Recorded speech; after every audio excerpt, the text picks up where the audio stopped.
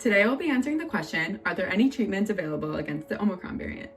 My name is Bella Tardy, a P3 pharmacy student working with Dr. C. Michael White, pharmacist and distinguished professor at the UConn School of Pharmacy. This video references information from articles in PBS, The Lancet, Pfizer, and Medscape. First, I'd like to discuss the previous mainstay early treatments against COVID and why they may not be the most effective for the Omicron variant. The monoclonal antibodies made by Regeneron and Eli Lilly have decreased potency after Omicron infection. The monoclonal antibody made by GSK, a British drug company, still treats the new variant, but the supply of the drug in the US is very limited. Luckily, there's a new option, fluvoxamine, a drug commonly used to treat depression and OCD. The Together trial illustrated decreased hospitalizations in patients with COVID treated with fluvoxamine. The study was performed at 11 sites in Brazil among confirmed positive symptomatic Brazilian adults with risk factors for severe disease progression.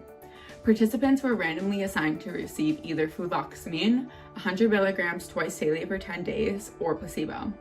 The trial concluded that the patients assigned to the fluvoxamine group had a smaller percentage of patients in an emergency setting or were transferred to a tertiary hospital due to COVID-19 compared to placebo. So this was 11% of the fluvoxamine group compared to 16% in the placebo group. There is no difference among the two groups in the number of adverse events within the trial. There are new options on the way as well, but the supplies are limited. As of December 24th, 2021, there have been 2 oral antiviral drugs that received an emergency use authorization, known as an EUA, from the FDA for the treatment of mild to moderate COVID-19 positive patients who are at risk of progression to severe disease. These drugs are Pfizer's Paxlovid and Merck's Lagevrio. An emergency use authorization means that the FDA has given authority to use an unapproved drug to help treat disease in an emergency situation when there are no other adequate approved or available options.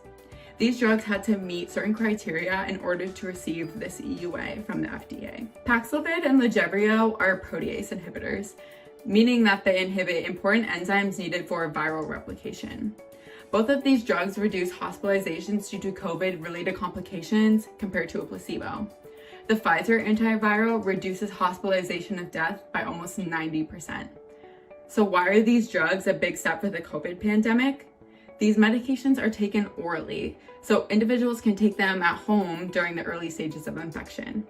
This may allow the positive cases to be treated sooner, ultimately preventing disease progression and the need for hospitalization. We hope that you found that this video was informative and will refer to other videos in the series on the current state of the COVID-19 pandemic. We do not know the specifics of your medical history, so these videos are not a suitable substitute for personalized professional medical advice. Thank you for listening.